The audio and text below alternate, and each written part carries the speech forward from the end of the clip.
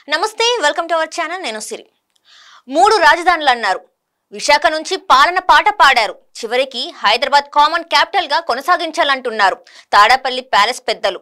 10 ఏళ్లైనా రాజధానిని కట్టలేకపోయామంటే పరువు పోతుందనే కనీస ఆలోచన కూడా రాలేదు ఏపీ ప్రభుత్వ పెద్దలకు. రాష్ట్ర భవిష్యత్తు, ప్రజల ప్రయోజనాల కంటే రాజకీయాలకే ప్రాధాన్యం ఇచ్చి ఏపీని రాజధాని లేని రాష్ట్రంగా మార్చిన ఘనత సీఎం జగన్ కే దక్కుతుంది.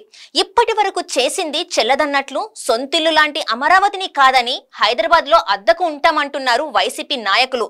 కామన్ క్యాపిటల్ డిమాండ్ వెనుక రాజకీయం ఏంటి? ఎవరి ప్రయోజనాల కోసం హైదరాబాద్ ఉమ్మడి రాజధాని అంశం తెరపైకి తెచ్చారు? రాష్ట్ర విభజన జరిగి 10 ఏళ్లు అవుతుంది.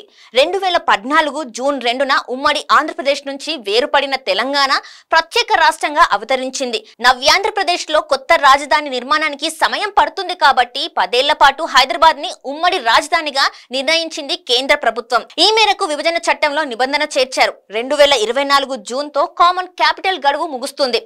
పేరుకే హైదరాబాద్ ఉమ్మడి రాజధాని అయినా అక్కడ ఆంధ్రప్రదేశ్ ప్రభుత్వానికి గాని ప్రజలకు గాని ఎలాంటి హక్కులుండవు.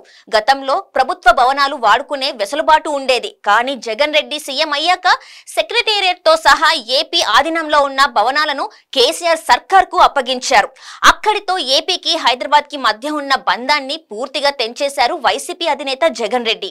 జగన్ బాబాయ్ వైసీపీ ముఖ్య నేత వైవి సుబ్బారెడ్డి ఎన్నికల ముందు హైదరాబాద్ ఉమ్మడి రాజధాని అంశం తెరపైకి తేవడం తెలుగు రాష్ట్రాలలో కొత్త చర్చకు తెరతీసింది.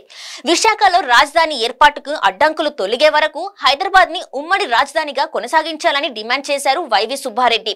ఈ అంశంపై రాజ్యసభలో మాట్లాడతానని ఆయన చెప్పడంతో కామన్ క్యాపిటల్ వ్యవహారం మరో డ్రామా అని తేలిపోయింది. పార్లమెంట్ బడ్జెట్ సమావేశాలు ముగిశాయి. త్వరలో ఎన్నికల నోటిఫికేషన్ రాబోతుంది. ఒక్కసారి ఎలక్షన్ ప్రకటన వచ్చాక పార్లమెంట్ లో మళ్లీ సమావేశమయ్యే ఛాన్స్ లేదు.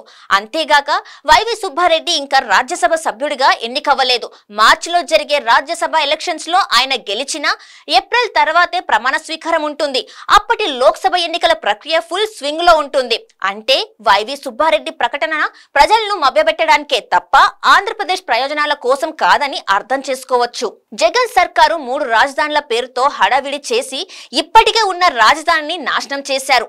అమరావతిలో 70% కట్టిన భవనాలను పూర్తి చేసి అక్కడే రాజధాని కొనసాగించవచ్చు. కానీ మాజీ సీఎం టీడీపీ అధినేత చంద్రబాబుకు పేరు వస్తుందనే ఒకే ఒక కారణంతో అమరావతిని ముందుకు వెళ్లనీయడం లేదని ప్రతిపక్షాలు ఆరోపిస్తున్నాయి. అమరావతిలో పూర్తి స్థాయి రాజధాని ఏర్పాటు చేయడం ఇష్టం లేకపోయినా విశాఖను ఎగ్జిక్యూటివ్ క్యాపిటల్ చేయడానికి ఆటంకాలు తొలగే వరకు ఇప్పుడున్న క్యాపిటల్ నే కొనసాగించవచ్చు. కానీ హైదరాబాద్ ను ఉమ్మడి రాజధానిగా కొనసాగించాలని డిమాండ్ చేయడం కేవలం రాజకీయ ఎత్తుగడ అంటున్నారు విశ్లేషకులు. ప్రస్తుతం సెంటిమెంట్ రాజకీయాలు తెలంగాణలోనే పనిచేయడం లేదు. అసెంబ్లీ ఎన్నికల పోలింగ్ రోజు నాగార్జున సాగర్ డ్యాం పై ఏపీ పోలీసుల దండయాత్ర ఓటర్ల మీద ఎలాంటి ప్రభావం చూపలేకపోయింది.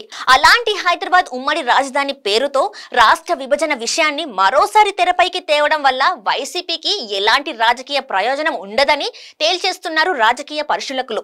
ఏపీ కాంగ్రెస్ చీఫ్ గా వచ్చిన జగన్ సోదరి షర్మిల వైసీపీ నాయకత్వాన్ని టెన్షన్ పెడుతున్నారు. జగన్ పార్టీలో క్యాడర్ లీడర్లంతా కాంగ్రెస్ నుంచి వచ్చిన వాళ్లే. షర్మిల రాకతో వైసీపీ శ్రేణులు కాంగ్రెస్ వైపు మళ్లకుండా రాష్ట్ర విభజనను గుర్తు చేస్తున్నారనే వాదన వినిపిస్తుంది. ప్రతిపక్షాలు మాత్రం విశాఖలో వైసీపీ దోపిడీని ప్రస్తావిస్తున్నాయి. వైజాగ్ లో అధికార పార్టీ నేతలు దోచుకోవడానికి ఇంకేం మిగలలేదని, అందుకే హైదరాబాద్ పై కన్నేశారని ఆరోపిస్తున్నారు. కేసీఆర్ సీఎం గా ఉన్నప్పుడే వైసీపీ అధినేత తెలంగాణలో పార్టీ జెండా పీకేశారు. ఇప్పుడు రేవంత్ రెడ్డి పాలనలో జగన్ పార్టీ నాయకులు హైదరాబాద్ లో అడుగుపెట్టే ధైర్యం కూడా చేయలేరని భావిస్తున్నారు పరిశీలకులు.